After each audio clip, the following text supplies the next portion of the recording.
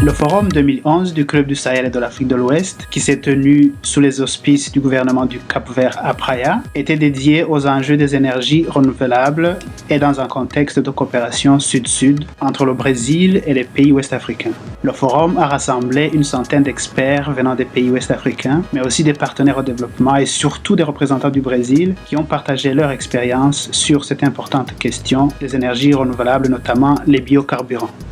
L'Afrique de l'Ouest s'est beaucoup enrichie de l'expérience de ses partenaires à l'heure où elle cherche à développer sa propre politique régionale en matière d'énergie renouvelable.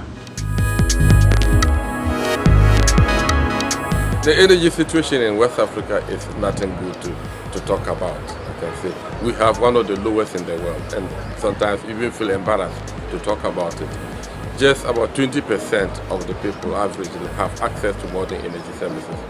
And this really impedes economic growth and productive ventures. Le problème du Cap-Vert, c'est qu'on dépend beaucoup d'énergie fossile pour le moment. Parce que comme vous savez, on est des îles, on dépend beaucoup de l'eau désalinisée qui exige beaucoup d'importation de produits pétroliers. C'est pour ça que pour le Cap-Vert, il est très important de trouver des situations alternatives de façon qu'on puisse garantir le développement du pays. Dans le bilan énergétique, on remarque la prépondérance de la consommation des énergies ligneuses. Les énergies ligneuses qui couvrent 90% de la consommation d'énergie en Guinée. 80% en combustible ligneux, soit 77% de bois et 3% de charbon, 18% pour les produits pétroliers et 2% en hydrocarbures.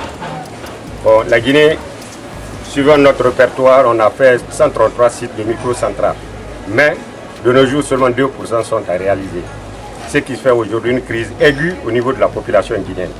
Up to today, about 80% of the cooking fuel is still coming from biomass resources, putting unnecessary stress on our limited biomass resources in the region. C'est vrai que la situation au Sénégal, de manière énergétique, est une situation globale qui a toujours posé des problèmes parce que, comme on le sait, le Sénégal ne produit pas du pétrole.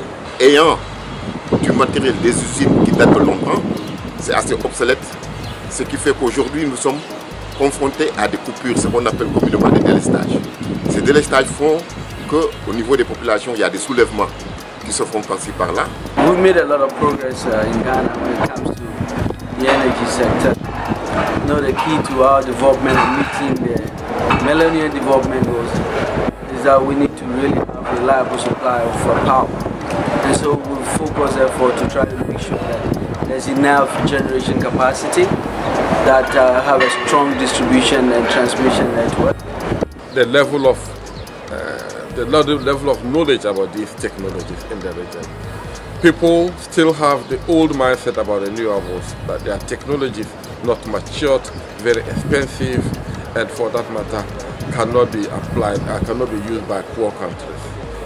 The situation is a lot different today because the prices have dropped significantly in the past few years, and the technologies have matured a lot more and now a lot more reliable.